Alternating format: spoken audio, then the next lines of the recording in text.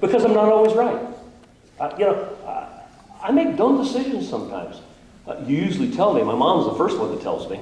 But it's one of those, what was I thinking? It had to do with the AIG bailout, and the executives got this, the bonuses, right? And I'm upset about it. And so what did I do? I voted to tax them at 90% of the bonus just to try and get the money back to you. And my people said, what are you thinking? Taxing 90% on an individual? That's un-American. That's unconstitutional. I thought, well, you're probably right. But at the time, it seemed like a good idea because I wanted to get the money back from the bonus. I'd like to put them in jail, but I can't. So there are those times where, I'm not always right. I think I am. And I keep telling my wife I am. Yes, sir. Mr. Rehberg, good to see you. I drove all the way from Sewell to spend a few moments with us here at this town hall. Yep. I'd like to start out by saying, there's some good news. The Democratic Senator, Mr. Rockefeller, said on this morning that there will not be a public, federal-funded health care bill if it gets out of the Senate. And I think they took the message and they get it, that you will not mess with grandma and grandpa and play with our Medicare. Secondly, I want to thank you and all the other Republican congressmen who are defending us against this Pelosi neo-Marxist statist onslaught against us. When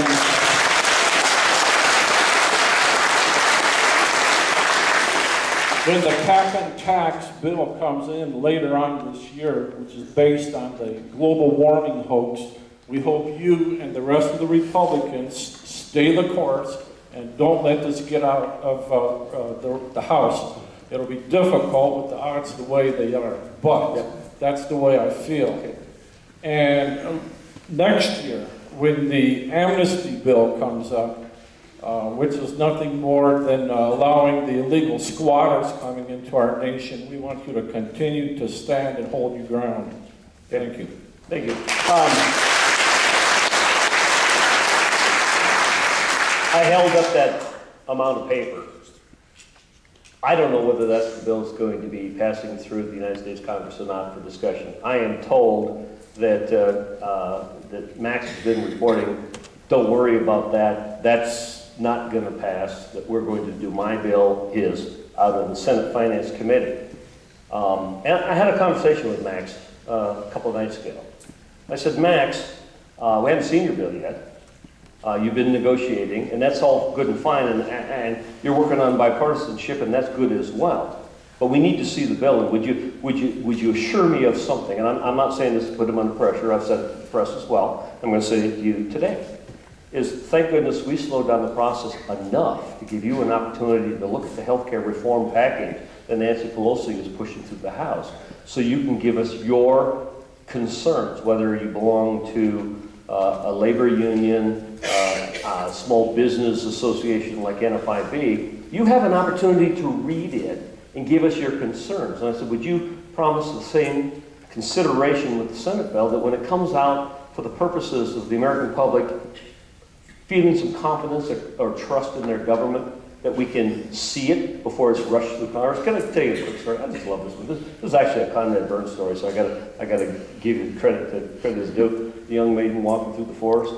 There's a frog on a lily pad. The frog says, I'm not really a frog. If you give me a kiss, you'll see I'm really a handsome prince. So the princess figures, what have I got to lose? She takes the frog, sticks it in her pocket, takes it home that night, lays it on the pillow, and gives it a kiss. When she wakes up the next morning, laying right next to her in that bed is a handsome prince. Do you believe that story? Neither did her mother. And that's the problem in government. You say, I always said, and I've said this 100 times, that Bill Clinton would have been a very effective president if he hadn't had personal problems to hurt his own credibility. George Bush would have been, and see, that would have been a problem for me philosophically. George Bush would have been a very effective president as he was a governor if he hadn't had the credibility issues in some of the decisions with Iran. And what happens is politicians are only good as their credibility. And if you believe us, you'll kind of go with us, and if you don't, you won't. And when we do things like the stimulus package that they promised would be on the internet, and we passed a resolution requiring the stimulus package, $1 trillion spending, which is like $750 billion plus interest is $1 trillion. They said, and we passed a resolution 400 to nothing, that it would be on the internet for y'all to read for at least a period of 48 hours before it was voted on, and then Nancy Pelosi changed the rules at the time of the vote. It got to me 11 o'clock at night. I had 10 hours to read the bill electronically. If I hadn't already been in bed on my couch, I would have had 10 hours to read it, which means I would have had to read the bill every page 24 seconds or less, and that's me. I mean, I took Evelyn Wood speed reading at Montana State University. I'm good, but I'm not that good. We were given 45 minutes to oppose the bill before we began voting on it. The cap and trade, there were amendments brought in at 3 o'clock in the morning, and we were debating it and voting on it the next day. And so my whole point is the credibility of the process, that if you don't have a chance to look at the bill before we vote on it, are you going to be happy with what we end up? The unintended consequences is just inviting bad headlines, because then they're going to start seeing things in the bill. I had a senator tell me, well, you had plenty of time to read that stimulus package. You had 10 hours. It's not War and Peace.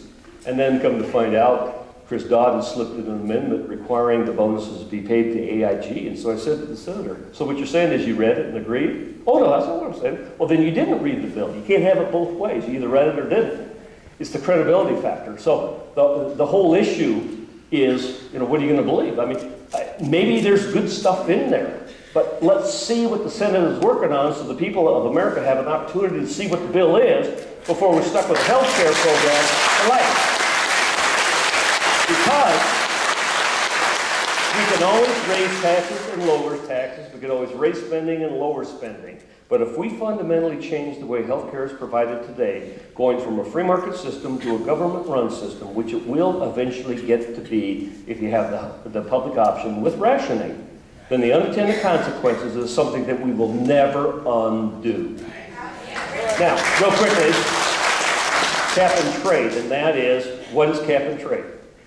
It suggests that we want to move into the alternatives, which in my introduction I said a four-part energy policy, which we have to recognize that currently we use oil, gas, and coal, traditional fossil fuels plus nuclear.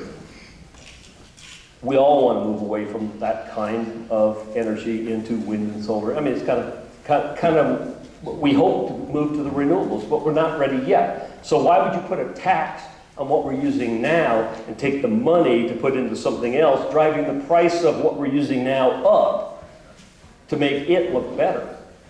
Why wouldn't we do something like moving offshore where we have no drilling from Maine to Florida and Washington to the Baja on federal properties because the states have outlawed it, the federal government has a moratorium?